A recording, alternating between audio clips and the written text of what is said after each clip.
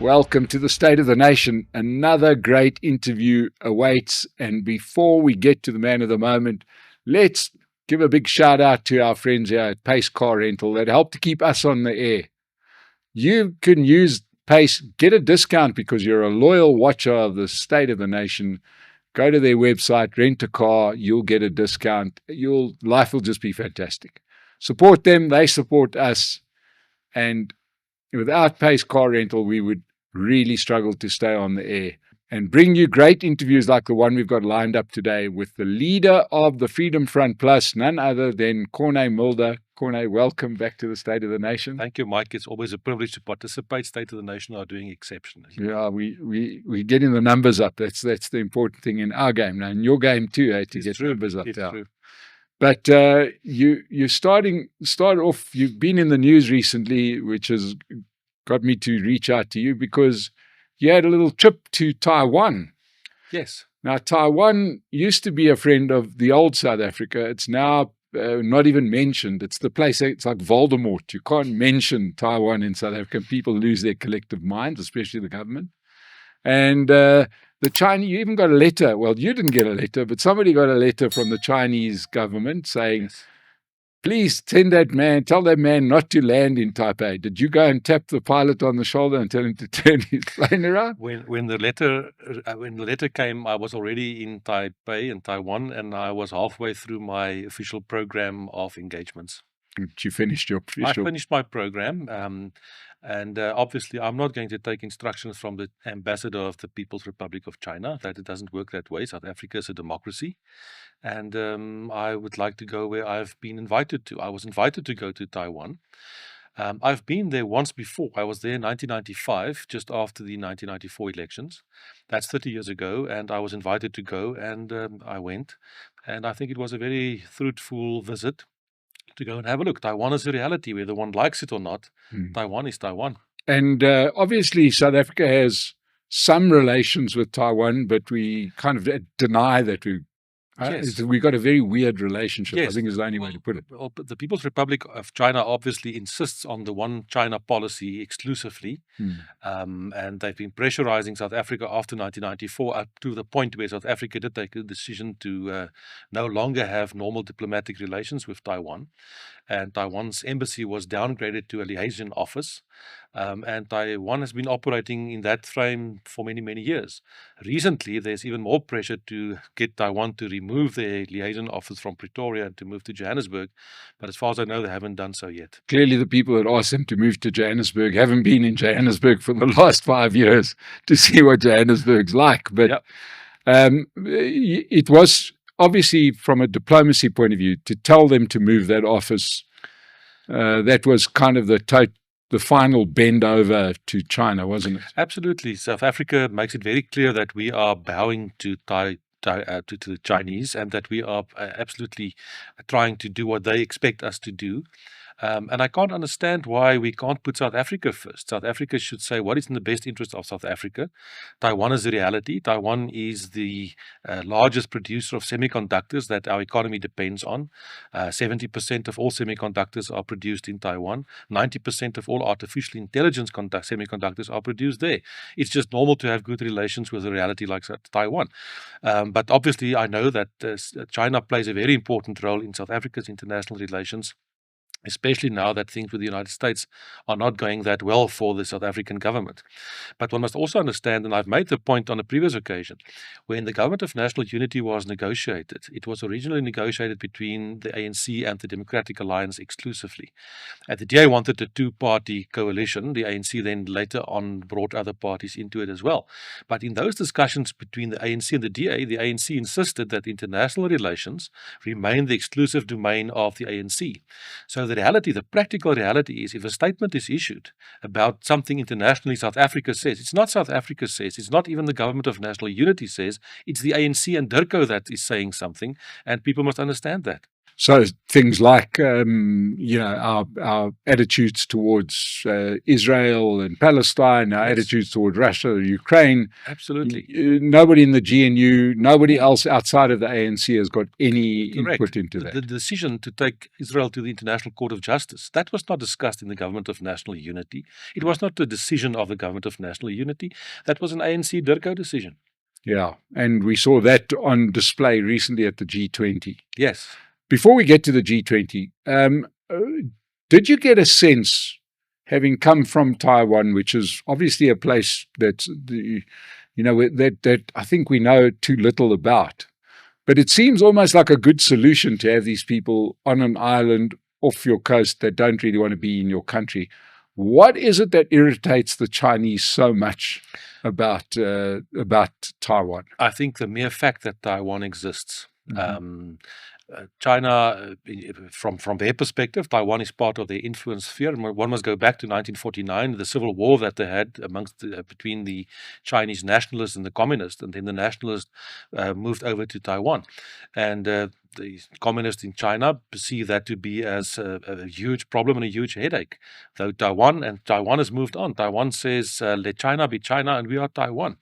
And there are so many lessons that we can learn from Taiwan.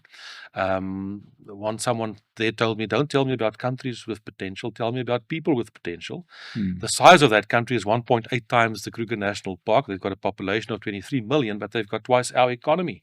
And they've got no natural resources, but they've got people that are prepared to work, and they are very innovative. And they invested heavily in education. Absolutely. Quality education. Education is STEM.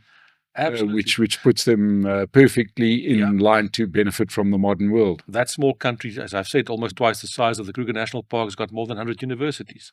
So they're very much into education, and they are taking it very seriously, and they make a difference. Wow, amazing stories. And we can get, and sometimes these countries that are born with their backs to the wall will outperform, because you kind of have this feeling that the world owes you nothing. There's no alternative. It's you or no one. Exactly. And Taiwan are the ultimate sort of self-sufficient country. China's doing a great thing, and it just seems completely distracting to me that they've got this thing in a place that they're never really going to invade. It would be hell of it costly for them to do it. If Russia couldn't crawl over the marsh pit that is their western flank. Well, from my perspective, I know historically there are all these bad relations and things from China's point of view.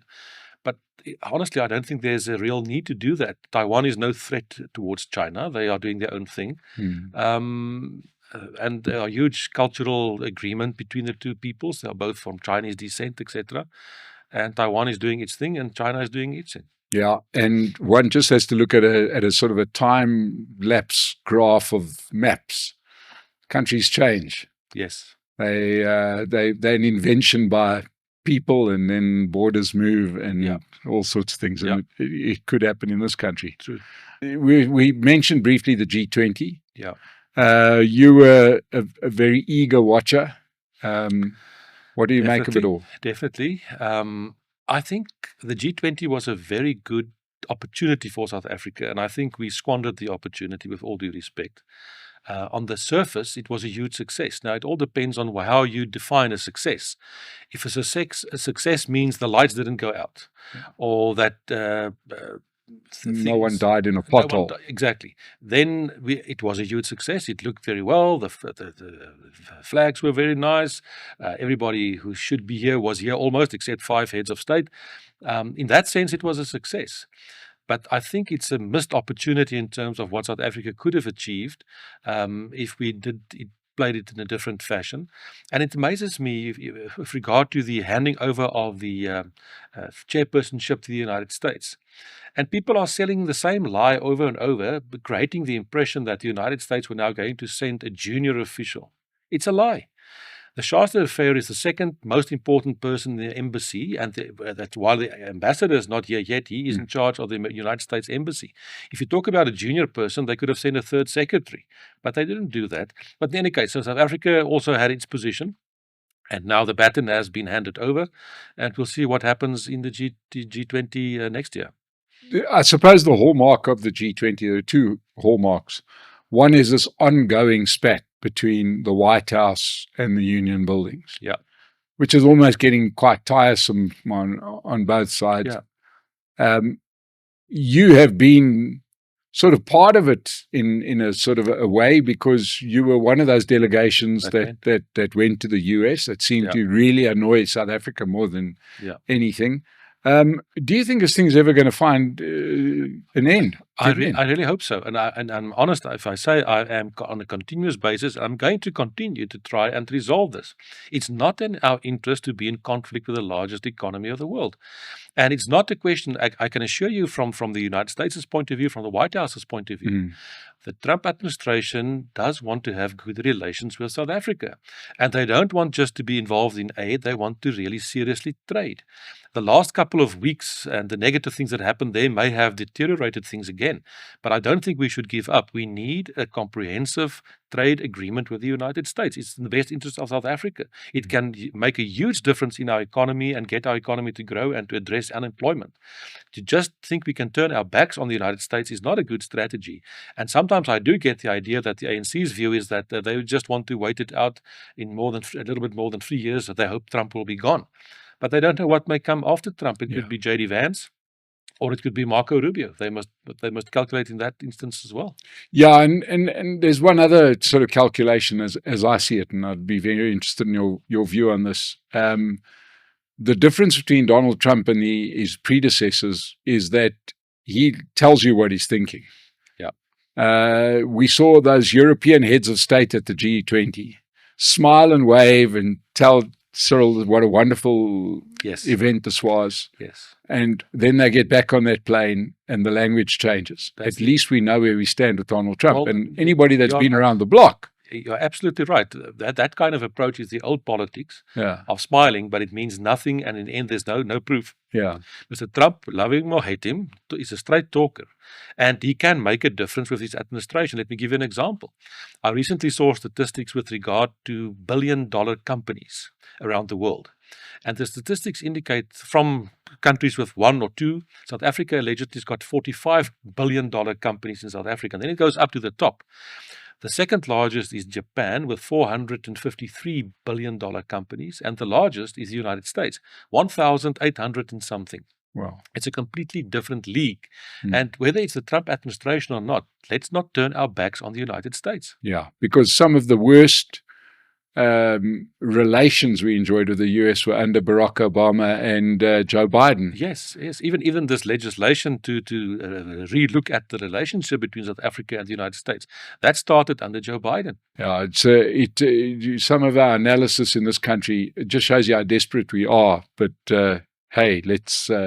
One journalist even wrote an article recently, and he said at the G20 there will be one single open chair for the United States, which indicates how small the US has become.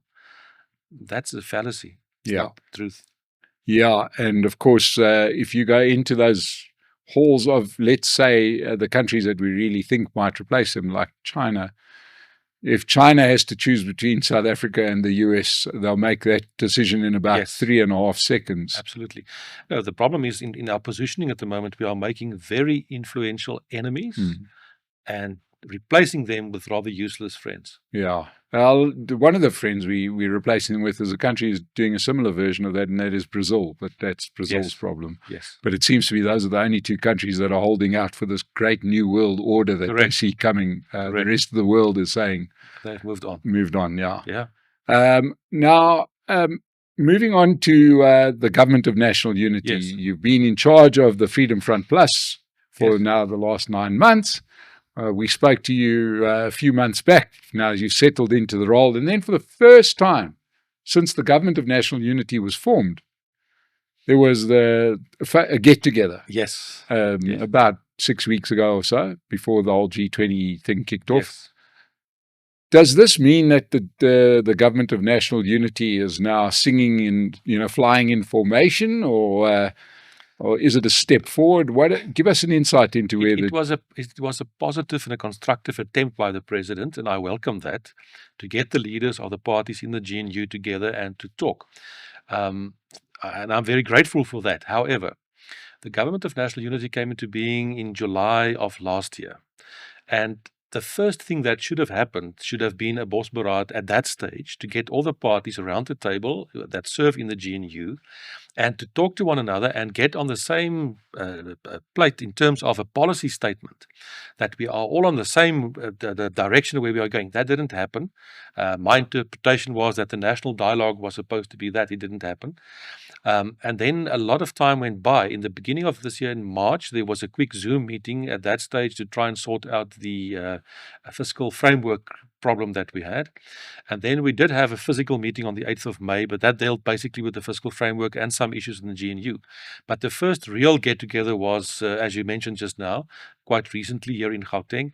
And it was a good discussion, but all 10 parties were represented, the president, the deputy president. It was constructive, it was positive.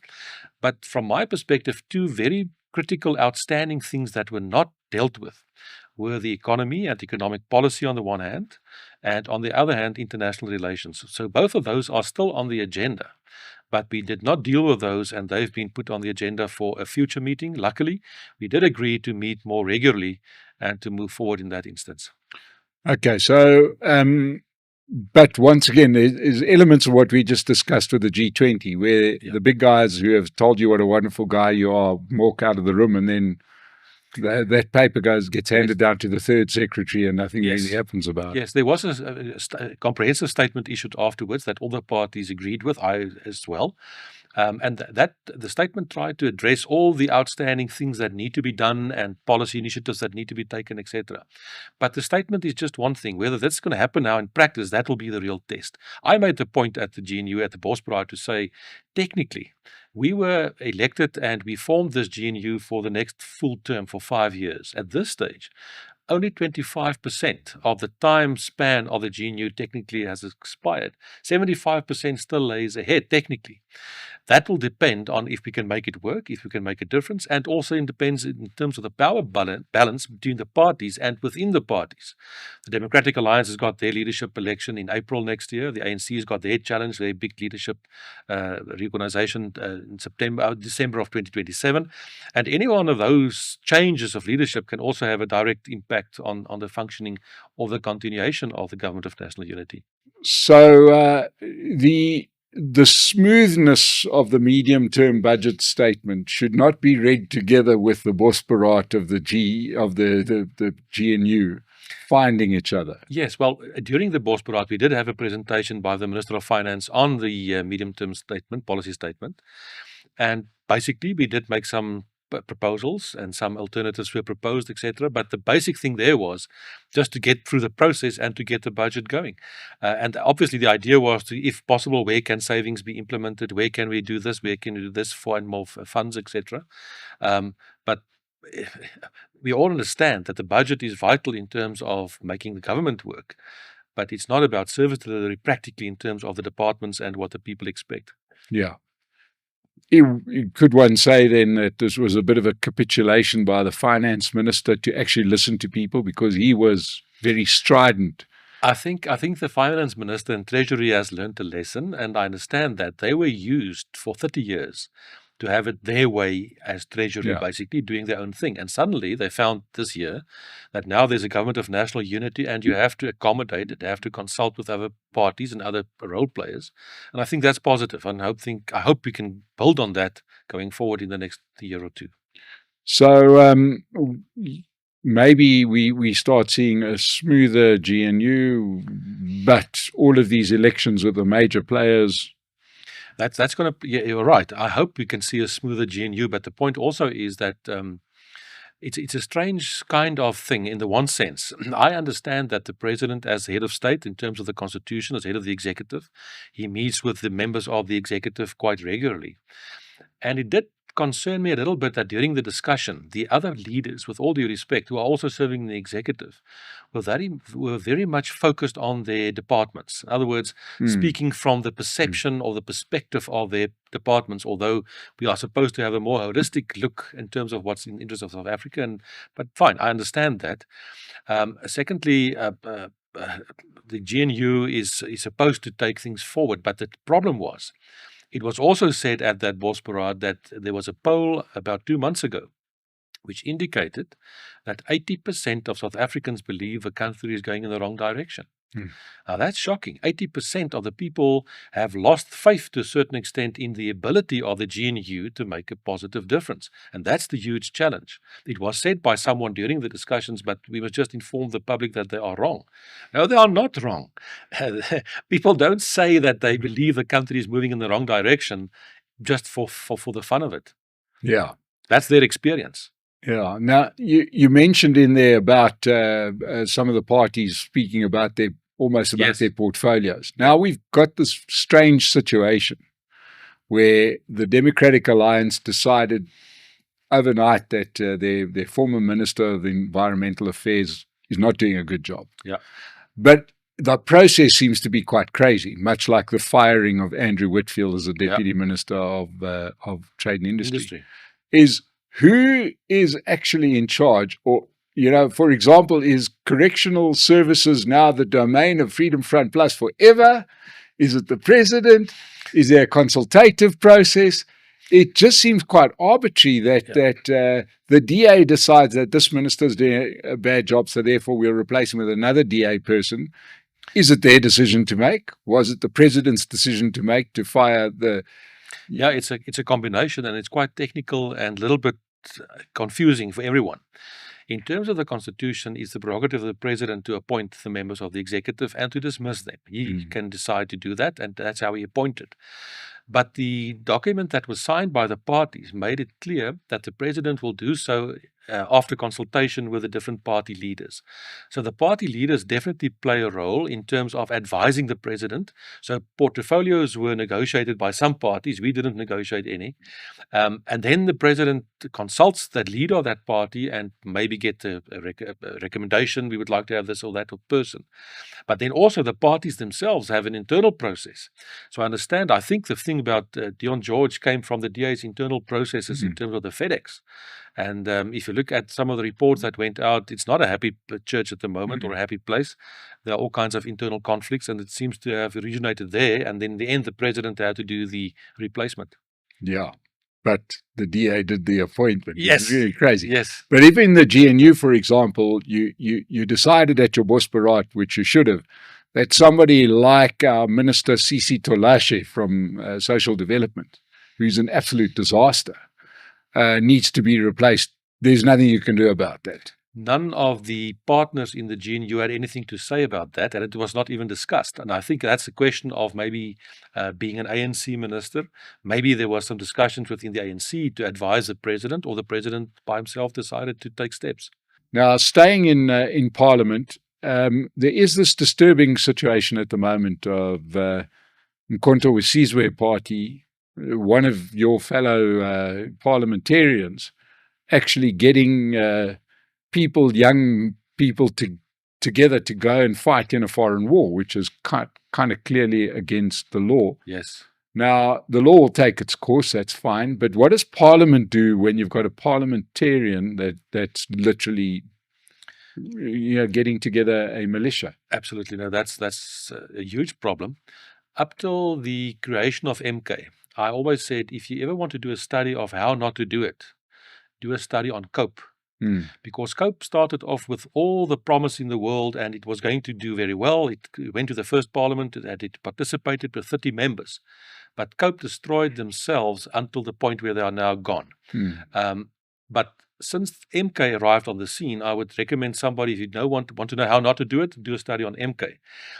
It's a mess. It's an absolute mess. And with regard to this specific point, it will have to be referred to the ethics committee as step one in terms of having an investigation, because it's just unacceptable. It cannot be done. It's absolutely wrong that somebody can act in that way and act against what the law clearly stipulates.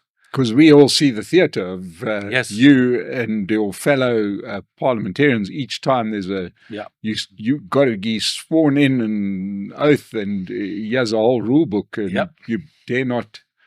True. That on the one hand. On the other hand, the MK, the party is replacing officials on an unprecedented level. You remember Mr. van Rooyen, who was the weekend special, being the Minister of Finance for a weekend.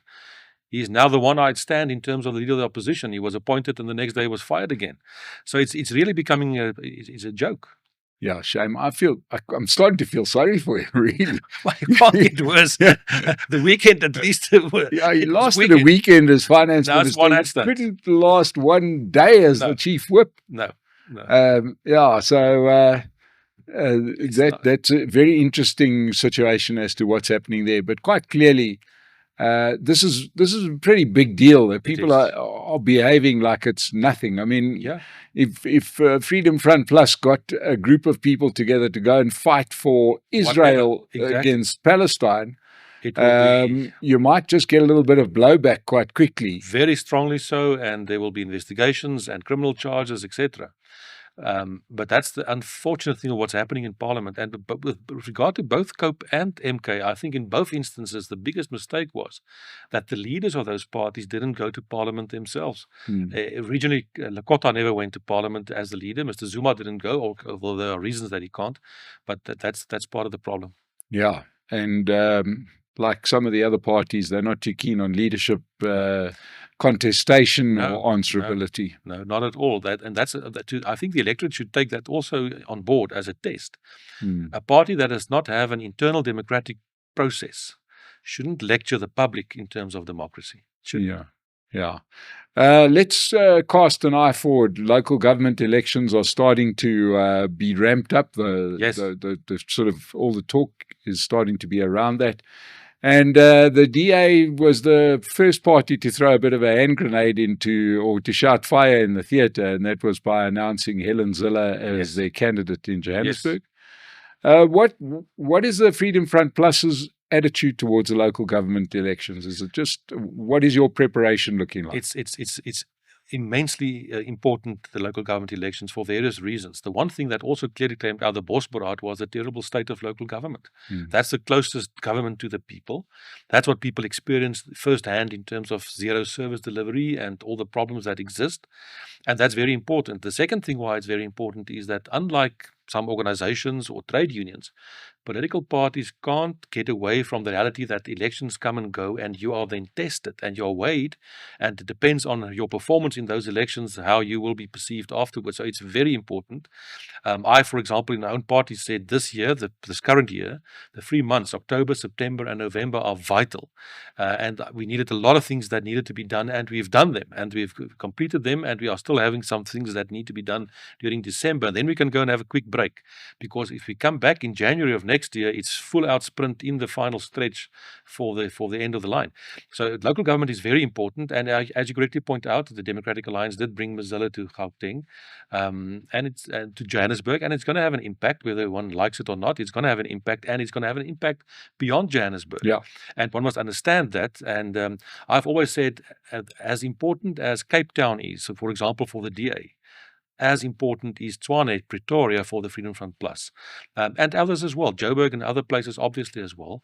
So we are full ahead, going full steam ahead, preparing. And then the important thing is this: if you and your party are internally busy with conflict and with negative energy, you are heading for a problem and a disaster.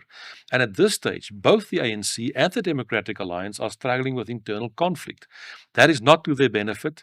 Freedom Front Plus, luckily, we are a happy ship, if I put it that way. We are united, we are committed, we are on the path, and we are serious, and I predict we will do well in the election that comes end of next year. We're still looking at around about early November. Is that where we are? Yes, the first date possible, I think, is the 4th of November next year, and we are planning to be available and ready for an election on that day. Okay, so you said that you're a happy ship and you've got a strategy. Yes. Let us in on what that strategy looks like, because, Freedom Front Plus, one feels is benefited by being around, by being dependable, and by stealing a couple of votes now and again from the DA. Kind of like ruthless analysis. Yes. Right? Yes. Let me try to... New leader. Yeah. What did the new leader say? Absolutely. Let's ask him. Yeah. No, let me put it this way. First of all, if you look at since 1994, there are about 5 or 6 political parties that have been around since 1994 on a steady basis. We are one of those. Others have come and gone. And as a matter of fact, the IEC indicated there are now 500 registered political parties. But be that as may, that's not my problem. So first of all, we did build a good record of being a dependable and a trustworthy party, specifically with regard to coalitions. In the last election, we saw that coalition governments became a reality, mainly in 3 provinces: KZN, Gauteng, and the Western Cape. Our prediction is that after this election that comes next year, we're going to see coalitions right through South Africa. Some will be coalitions, some will be governments of local unity, even that goes further than that. And we intend to participate in as many as possible to be able there to make a difference. Now, where do we position ourselves? If you look at the political spectrum in South Africa from this side to the other side, and sometimes people use the old terms of left and right, I would say we are just right of center in terms of being a conservative party. We have a Christian base in terms of our value system. All those kind of values that are important for people that like patriotism, on economic side in terms of devolution of power, in terms of free market economy, law and order, all those kind of things are the positions where we want to position the party. And when I became leader, I said from the beginning, you must position the party next to what is in the hearts and the minds of the people that you want to represent. And that's what I'm busy with at the moment. There are all kinds of interesting things happening. Some of the communities that I've reached out to are not traditional Freedom Front Plus communities. I get very much positive response from people in the Black community, the colored community, the Indian community, Afrikaans and English, that say, well, we can associate with this and we like what you are doing. That doesn't mean that we've moved away from our traditional base, namely the Afrikaner community. That is very important. And we will see what happens in Tshwane in terms of what we're going to do.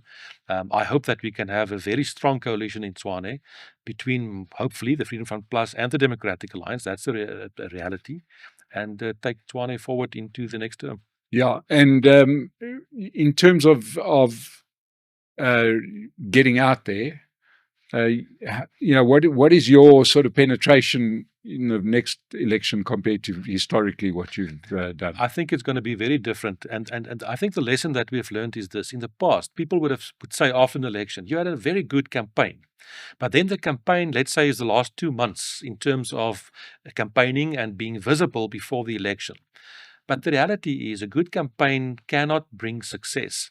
You need way long before then to come under the radar and after the mindset of the electorate out there, that they take note of who you are and what you are doing. And that's exactly what I've been doing since I became leader. I think people have taken note of the Freedom Front Plus since I became leader.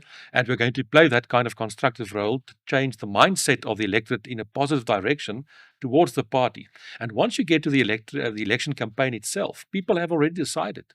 A huge percentage of people take a decision long before you get to the actual campaign. The campaign is merely as an opportunity for people to say to themselves, I've thought I was going to vote for this. Yes, the campaign convinces me that I've taken the right decision. And that's what we need to do. So we intend to get into the field much early next year, from end of January, beginning of February, the Freedom Front Plus will be seen. Are you also going to be naming potential mayors? Yes, absolutely. Our strategy is to fast track the appointment of mayors in the metros, as well as some of the larger towns. And we have fast tracked that position. We hope to do that during the end of middle February next year. Yeah, and I see reluctantly the ANC's been dragged into that game as well, yes. Right? Which they normally they never, screaming. They don't. They hate the idea because they usually have leverage over right at the end. And sure. do it at the end. Yeah. Because some of the polling that has just recently come out puts a further stumbling of the ANC all the way down to 37%. Yes. And growth of the DA above 30%. Yeah. True. We will have to see how that develops in terms of opinion polls. The samples are there. In this case, it was 1,000 people sample, which is quite significant. And I think one should take that kind of thing seriously. My take is that if I go way back in history, I think it was around 1985 when the international community decided to form a government, you are the bad guys. And I think the ANC is now there in terms of perceptions, both by the electorate internally, but also from certain quarters internationally. And once that perception sets in, You cannot turn it around. You can do whatever you like. You can try whatever PR you want. You will not turn that perception around. So I think that is going down, down, down. And that gives an opportunity for other parties. I honestly think any party that comes along now and say, we are going to have a majority on our own is not dealing with the truth. Yeah, and that's not just a South African phenomenon, because you're kind of seeing the same thing in the United Kingdom. Yes. Where the Conservative Party is, who's historically won the bulk of the elections there, is being tagged as the party of failure. Correct. And once that's now they're sort of down at fourth biggest. Unbelievable. It's you wouldn't believe it, and they were in power for 15 years until. And I think South Africa is going into that same direction, which I think is a positive. I really believe in collective leadership. I believe in collective wisdom. And if you have a government on local level where you have more than one party and people have to agree and people have to negotiate on a budget and on priorities, we may just end up with better governance. And I think really that is better. Always when a political party or somebody comes and says, only us, I get quite nervous. Yes. Now, Corné, you are part of the Constitutional Review Committee in Parliament. Yeah. So you're probably the right guy to ask. And it also helps that you were one of the first people to talk about things, and that's something like thresholds. Yeah. Right. Now, thresholds, for those that don't know, this is where you set a minimum number of seats or percentage of votes or whatever, whichever way you look at it, before a party actually can be part of the political conversation. Yeah. And that would make a dramatic difference, especially in coalition country, which we've got to. Nobody foresaw this when we wrote the Constitution, but now it's become a huge problem that a one-seat party can collapse a place, and we live with the mess in Johannesburg because of one-seat parties. That's true. That's very true, and it is a huge problem. We inherited that because the Constitution doesn't make any provision that we can have anything to deal with that. And then we end up with 18, 20 parties in a council and one-person parties, and then they are enticed to positions, and exactly as you point out. So how does one deal with that? And there are two options. The one is to amend the law, the Constitution or the electoral law, and put in some fresh threshold there by saying, well, you need 1% or 2%, and then you cut out those political parties. There will be a huge outcry if we go that route, because people will say, you are now denying me my democratic right. I want to stand. And the Constitutional Court has already ruled that even individuals can be standing there. And then if I want to stand and get elected, so we will have a huge outcry. I'm not all that much in favor of that kind of threshold to make it difficult and to try and prevent that. But how do you deal with this? The irony is it's up to the electorate. Yes, you can vote for the party of your choice, and you should vote for your party of choice. But it becomes a problem with your Mickey Mouse parties, with all due respect, the one-person parties, me, my wife, the fax machine, and the dog. That becomes a real problem, and then that ends up to frustrate the whole thing. I think the electorate should take their vote seriously in that instance and vote for parties that have a proven track record, parties that have shown in the past that they can make a difference and they do want to make a difference. And obviously, we're going to see in this election once again, and the DA is mostly guilty of that always, they will soon start to say, don't waste your vote on a smaller party. Now, that's also, with all due respect, it's nonsense, because unless you can attain a majority on your own, you're also a smaller party. The ANC now is a smaller party because they need other parties to get to a majority. So you can't waste your vote in that instance. I honestly believe that you do waste your vote if you vote for a party that doesn't carry your values. You vote for this reason that you believe, and then your vote is used to move in a different direction. But as you correctly point out, the Constitutional Review Committee is tasked with amending and looking at proposals.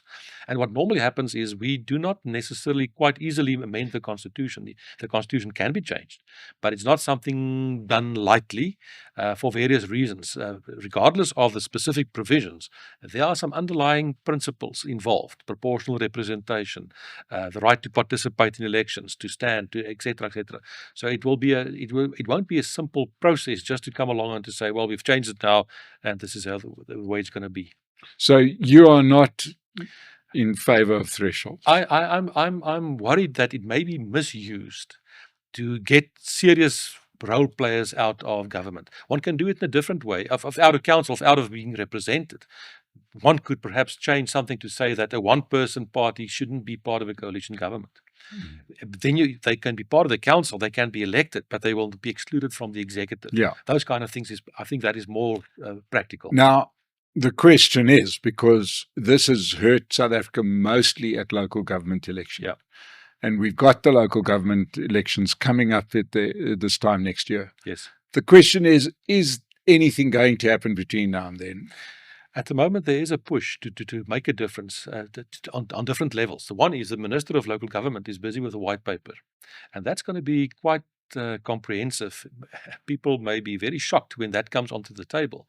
That may do away with local government and replace it with huge district councils, 52 of them, and that will be local government. But even if that becomes policy at some stage, it won't be until the end of the next term, beginning in 2031. But with regard to the current election coming up, the DA are pushing very strongly at this moment to have kind of a threshold built in. I believe that if that is attempted, it will be challenged. Some people will take it to court. People are not going to just accept that, because there are some small parties that will definitely feel they will now be excluded from being elected, and they will challenge it. It will most likely, if that is tried to push through at this stage, will go to court, and it will end up in the Constitutional Court, and it won't postpone the election, obviously, but I think it's not something that you can do overnight. Yeah. But and unlikely to succeed? I think so. Most unlikely to succeed. So the responsibility would be with the electorate. Don't use your vote to vote for these minuscule parties with one seat. Don't. Yeah. The problem, of course, is with 500 parties registering. Well, if we suddenly sober up and don't vote for Al Jamar, they'll find somebody else to vote for. Yes, no, that's true. But on the other hand, you can make it, and the IEC should do that. They should step up the deposits that people need to pay to participate political parties, so that me, my wife, and the fax machine, the dog cannot really participate unless I'm a serious contender. I just wish you'd stop picking on that dog. Yes, I'm a cat person. Go on. That's why. And that fax machine. Come on, if you've got the fax machine. Yeah, but you see that you should be in local government.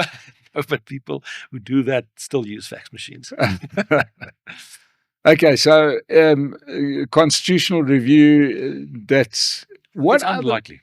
We've seen a more robust committee structure in Parliament. Yes. Or is that just news? Is it just because I'm closer to the news? No, it's also because of the result of the last election. Yeah. Because in the past, the ANC had a simple, clear majority in each and every committee, and they can just push through whatever they would want.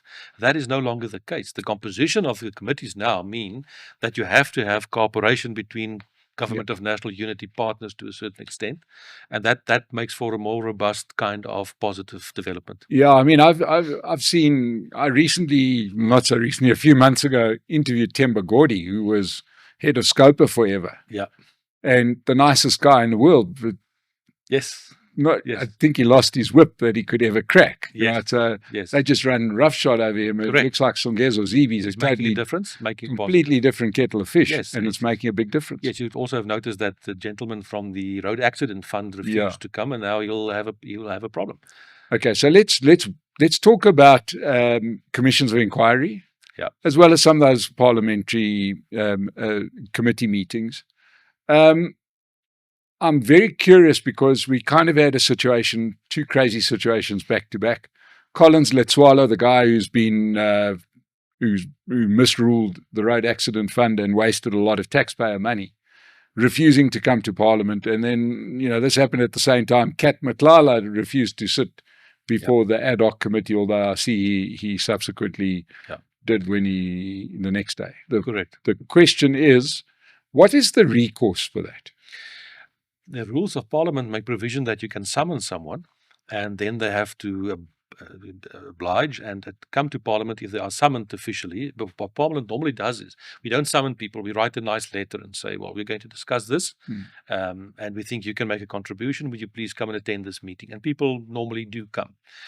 But if they refuse, the rules make provision they can be officially summoned, and if they don't, it's a misdemeanor, and criminal charges can and will be laid. And then we can have riots in KZN. Yes, yes. That's the way it works. Yeah, that's the way it works. That's the way it works. Okay. So Parliament is slowly also finding its feet, I think, in that instance, maybe after 30 years at last. Yeah. But it's positive in that sense. Yeah. And I suppose it's not so much the feet we need, but to find its teeth, I Yes. suppose, is really Yes. what we need. Yeah. So that we don't end up with people like that. And let's now look at some of the work that the Commission has done. You're obviously sitting there as a Yeah. interested, very close observer. Yeah. Let's review the idea to do it as commissions of inquiry. Do you think it's making sense to have gone that route, or should it just have been criminal prosecution? No, I think the commission of inquiry was the right way to go. It gives an opportunity for people to come forward, and you get new evidence, and it may explain certain things, but it may also implicate other people, which I think is positive. And it gives you an opportunity to get behind exactly what is happening if the right processes are followed. At the conclusion of that, then the real test comes: are you going to have the prosecutions, yes or no? Yeah. And I think a commission of inquiry assists, so that when you go ahead with prosecutions, the chance of successful prosecution should be so much better, because you are supposed to have all the information at that stage. And it seems like the miscalculation that President Ramaphosa made was that it's easy for him to get the Matlanga Commission, sit on it for 5 years. Yeah. Then the next guy sits on it. Yeah. But the parliamentary Process is different. Yes. And that Yes. they basically duplicating one another Yeah. is fine, but it means that whatever comes out of that parliamentary Thing. ad hoc meeting, somebody could try and bury it, but they don't have the majority. Exactly. It won't. It cannot be buried, really, and it will also have a huge influence on the other commission outside. And I think that's positive. The president indicated that he wants to move quickly, but let's see if that's possible. That was before he knew there was videos of him going into Malmela's house. What do you make of some of the revelations, especially with regards to the complete mess that is the South African Police Service and the judiciary, for that matter? It's shocking. It's very concerning that those institutions should be absolutely above board and should be no question mark whatsoever. And that's part of the reasons, I think, why 80% of the population says the country is going in the wrong direction. If you don't have faith or trust in those kind of institutions, then I think we are in a big problem. We've got huge problems. And as it looks at the moment, what do you think comes out of this? I think the end result may be a complete overhaul and a restructuring of police services right from the bottom up to the end. But can we rather start at the top down, please? Yes, because part of it, I know. Part of it. Well, no. If you can take everything away and you have to start again, yeah, start from the bottom and get some constables and get people that go through the ranks, basically, if possible. Yeah, I think part of the problem in the past was where you appointed former diplomats as the police commissioner. We've had that experience with Jackie Selebe way back. Yeah, and Ria Pierre, of course. God knows where they found, and Becky Taylor, for that matter. Yeah. It's pretty crazy that we had these people running our police service.